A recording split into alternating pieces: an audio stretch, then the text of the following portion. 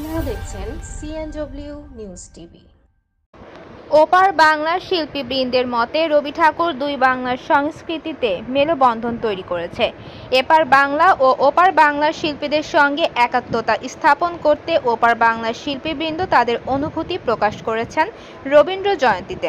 কুষ্টিয়া জেলার প্রতিনিধি রাশিদা খাতুনের দেয়া তথ্য মতে বিস্তারিত। কবি রবীন্দ্রনাথ ঠাকুরের 163তম জন্মজয়ন্তীতে আগত ওপার বাংলার শিল্পীবৃন্দ কুষ্টিয়ার শিলাইদহ কুঠি বাড়িতে এসেছিলেন বাংলাদেশের আমন্ত্রণে।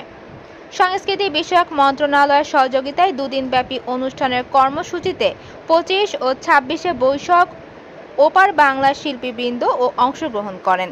শিল্পীবৃন্দ শ্রুতি নাটক ও গানের অন্য আঙ্গিকে রবীন্দ্রনাথকে তুলে ধরেন। ভারত থেকে আগত 5 জন শিল্পবৃন্দ তাদের গান পরিবেশন করেন খুঁটিবাড়ি মঞ্চে। জাগ্রত মহানায়ক শিহাব রিফাত আলম দুই বাংলার অনুষ্ঠানের মধ্যে যে মিল খুঁজে পেয়েছেন তা তুলে ধরেছেন। রবীন্দ্রনাথ বাংলাদেশে কাটিয়েছেন খুঁটিবাড়িতে তার অধিকাংশ সময়। ভারতীয় শিল্পীবৃন্দ রবীন্দ্র জন্ম জয়ন্তীতে এই খুঁটিবাড়িতে প্রতি বছর অনুষ্ঠানে আসতে আগ্রহী। বাঙালিদের আতিথেয়তায় মুগ্ধ হয়ে অনুভূতি ব্যক্ত করেছেন।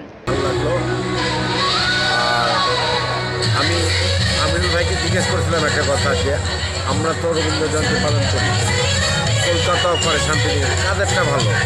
উনি ওনাদের দোল উৎসবটা ভালো হয় বললেন, কিন্তু আমাদের অনুষ্ঠানটা বেশি ভালো হয়। এই জিনিসটা খুব ভালো লাগলো যে আমরা পারি, বাঙালিরা ভাই বাংলাদেশ পারে। আমরা ওনাকে সম্মান দিই সবসময়, কারণ আমাদের যে জাতীয় সঙ্গীত আমার সোনার বাংলা আমি তোমায় ভালোবাসি, গানটা ওনার লেখা।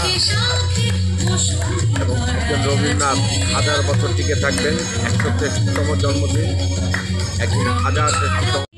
ভারত থেকে যে এসছেন কুষ্টিয়াতে শিলাইদা রবীন্দ্রনাথের কুঠিবাড়িতে 25শে বৈশাখের অনুষ্ঠানটা করতে, আপনার অনুভূতিটা ব্যক্ত করেন যে অনুষ্ঠান করে এবং অনুষ্ঠান দেখে আপনার কেমন লেগেছে? এখানে আসতে পেরে তো ভীষণ নিজেকে গর্বিত বোধ করছি। আর আজকে রবীন্দ্রনাথ ঠাকুরের 163তম জন্মদিনে আমার এখানে উপস্থিত থাকতে পেরে এবং এখানে আমি আমার কিছু উপস্থাপনা করতে পারলাম, এটা ভীষণ ভালো লাগছে। এবং বাংলাদেশের সবসময় আসি এবং আপনাদের আন্তরিকতা, আপনাদের ভালোবাসার টানেই আসি। এখানকার লোকদের ভীষণ আন্তরিকতা এবং এখানে যে অনুষ্ঠান হচ্ছে এখানকার লোকাল শিল্পীদের, তাদের অনুষ্ঠানের মান অনেক উচ্চ মানের অনুষ্ঠান হচ্ছে। এটা ভীষণ ভালো লাগছে, ভীষণ আনন্দ লাগছে। আবারও আসবো এই আশা রাখছি। আপনারা সবাই ভালো থাকবেন, সুস্থ থাকবেন, আবার এসে আবার দেখা হবে।